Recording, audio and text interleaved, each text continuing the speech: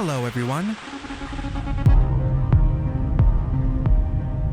My name is Amicus, and we're back with another big update on our progress towards creating FUBAR. Since our last update, we have made so much progress and our team has quintupled in size, but we're still looking for more talented folks to join us, so stick around until the end for more info if you're interested in helping out. Now, let's get into it. In the creature design department, we have made some major leaps forward. Here you can see one of our creature modelers, Andrew, has faithfully remade the Bullsquid. The Bullsquid is one of my favorite Half-Life creature designs, so I jumped at the chance to remake it for FUBAR. I pulled reference from various sources, from early Half-Life alphas to modern Half-Life 2 mods. In the end, I stayed true to the original Half-Life Bullsquid. To bring more life into the original design, I decided to focus on the mouth, adding a squid beak, proper cephalopod tentacles, and the lips they protrude from. For the materials, I wanted to stay as faithful as possible, even tracing the original spotted pattern from the Half-Life model onto mine. Overall, I think it came up pretty nice. As well as the Bullsquid, we now have a new Houndeye model I have created, and it is fully functional in-game. Here you can see we have made the eyes as well as the stripes on the back capable of glowing when the Houndeye is charging up its sonic attack. I have taken lots of care to try to maintain faithful to the design of the Houndeyes in the original Half-Life, while expanding on detail where I can, such as adding some fake subsurface scattering under the skin when the Houndeye lights up to really sell that glow.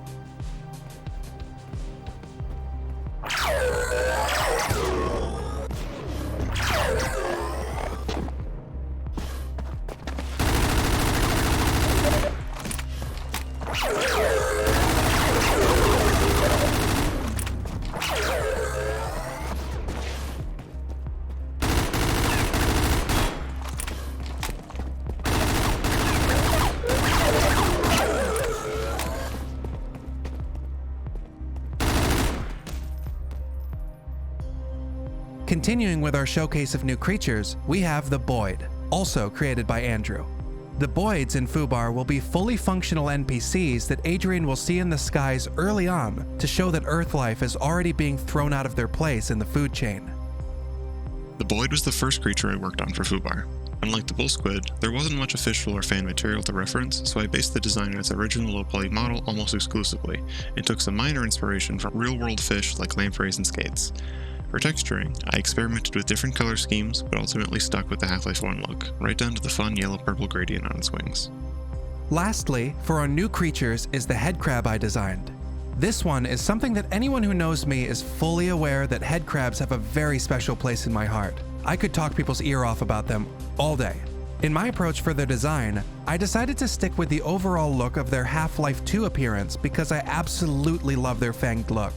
I have taken a few notes from Half-Life Alyx's more modern rendition of them, while trying my very best to maintain lots of the features from the one we have known for the past 20 years. Features such as the mouth have been greatly detailed, with lots of terrifying teeth and front claws that keep that iconic hook to them that seems to have gone missing in more modern takes of the headcrab.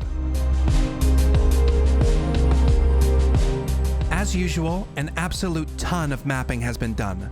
We are really making fantastic progress on Act 1, and nearly every map in Act 1 has had varying levels of work done to them. There are still lots to do, but here's a glimpse into what's going on. An entirely brand new map taking place after the transit hub is the cargo areas leading up to the airfield. The designer, Kate, has been hard at work creating both unique areas for the player to move through, but also fun details that the player can discover from experimenting. Working on this map has been a really interesting experience because it's my first time working with the kind of linear design you get in a single-player game. A lot of what's taken shape in this section so far has been driven by me experimenting with ways to gradually bring the military's presence to the forefront of the player's journey as they approach the evacuation site at the airfield. In addition to this, I've also more recently been looking into the unique environments of opposing forces multiplayer maps to see if there are any interesting design elements that could possibly be drawn upon for this section. Next up, we have some screenshots of the pipe room in one of our earlier maps. Q Griffin has been iterating on the design of this area, and we think we have now landed on a blockout that is both pipe hell but flows well. Q Griffin says, The exact purpose of the pipe room in Op 4 is a bit of a mystery, with its catwalk stretching out in awkward directions just to allow the player to pass through it. Based on some initial concepts done by Shockwave, I've chosen to turn the pipe room into a central maintenance/control area with platforms, consoles, and valve wheels for maintenance workers to monitor and control the flow of hot water and steam around this sector of the facility. Of course, it wouldn't be the Black Mesa research facility without a bottomless pit underneath it, so that had to stay. While it's still a work in progress, naturally, I feel like the end result manages to turn the original room into something more sensible and expands on it in an interesting way. The infirmary has continued to be polished with lots of extra detail, and our later sections of the beginning maps have now gotten a heavy redesign by Jane to further distinguish this section as a different department from the infirmary Adrian wakes up in. And here's Jane to speak about her new designs.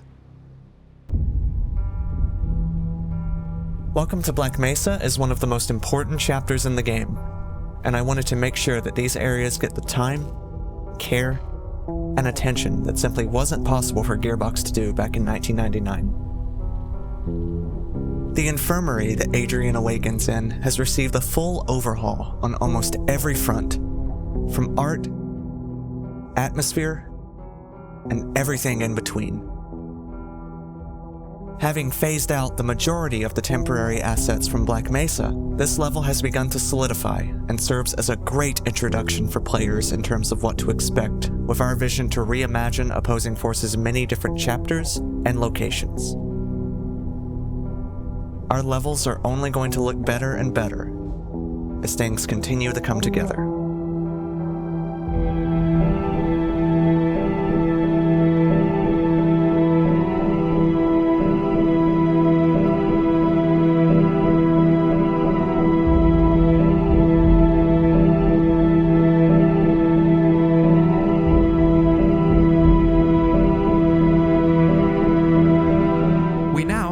Composer, Lano, that has made his debut in FUBAR with an overhauled version of one of my tracks, and I have to say he has knocked it out of the park.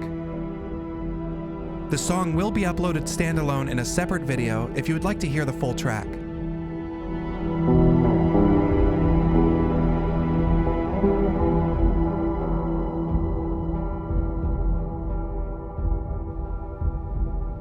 Go Ribby, our view model animator, has been doing a stellar job with our weapons. Adrian's combat knife now has a pickup animation seen in a render here where he will unsheath the knife from the corpse of an unfortunate Xenian. He has also gone ahead and made a render of all of the pipe wrench animations he has done. We've come a long way from the animations I hastily put together for the inaugural update. And these animations have heft and weight to them, showcasing just how painful it would be to take this thing to the face.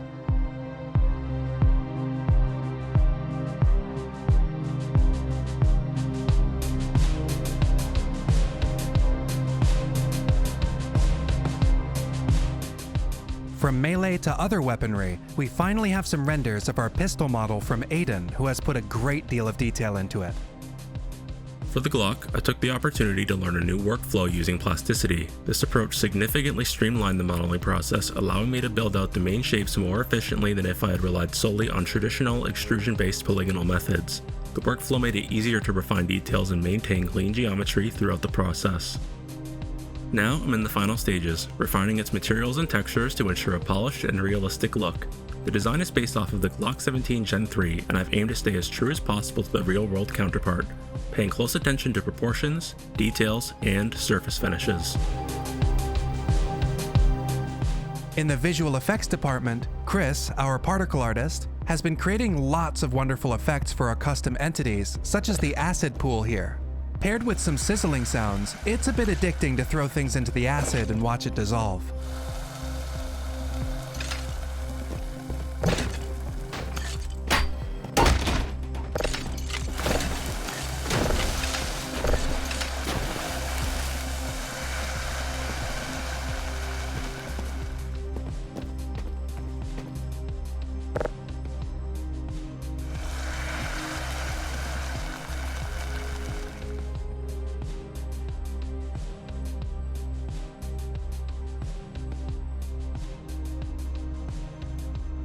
Making a project like this requires lots of talented folks from all sorts of artistic and technical backgrounds, and I could not be prouder of the team. I am consistently insanely impressed with the talent we have on the team and what we as a team have been creating. With that, we are looking to fill a few very essential roles within the team. Clothing modeler. We are in need of a 3D artist that specializes in clothing, military uniforms, science team clothes, and any other clothing for our human characters is something we very much need. Vehicle modeler. FUBAR will feature quite a lot of military vehicles, and we need someone who is capable of creating high-quality vehicles and aircraft. General hard surface artists. We are always in need of hard surface artists. Anything from lab equipment to simple crates, we need all the help we can get. If you fit any of these positions or have another skill you think you can contribute to the team, submit your response to the form in the description. And that does it for our second large media release for FUBAR. If you are not already part of our Discord, the link is in the description along with our socials to keep up with development. We are quite active in our Discord, so if you are interested in getting early looks into development or just want to stop by and say hi, the link is in the description. And as always, thank you so much for your support.